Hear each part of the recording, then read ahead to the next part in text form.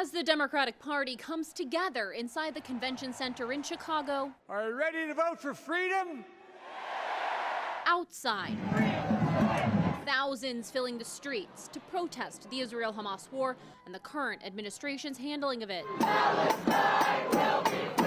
An investigation by the Capital Research Center, a conservative think tank, finding nearly 300 groups make up the coalition marching on the DNC. Of those, more than 150 are classified as extremist groups by the Capital Research Center, meaning they either support terrorist organizations and/or they identify as Marxist, communist, or anarchists.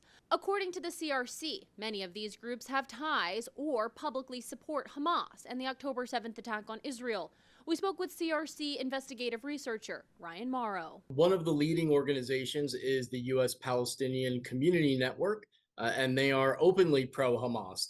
They've actually been under counterterrorism investigation by the FBI back in 2010. Morrow also pointing out the ties between some of these groups and foreign governments that are enemies of the United States. Russia, China, even North Korea. Funding behind some of the organizations in the coalition remains murky, some receiving donations in the millions. Tracing the actual funding is very difficult because there's various arrangements through which these groups fundraise, and you're able to hide those funds. We reached out to the coalition to march on the DNC, the organizing body of these demonstrations, and did not hear back in time for this report.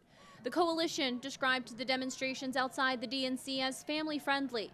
And as of Tuesday, they've remained mostly peaceful. The Biden administration's director of national intelligence recently said they're closely monitoring actors with ties to Iran who are posing online as activists seeking to encourage protests.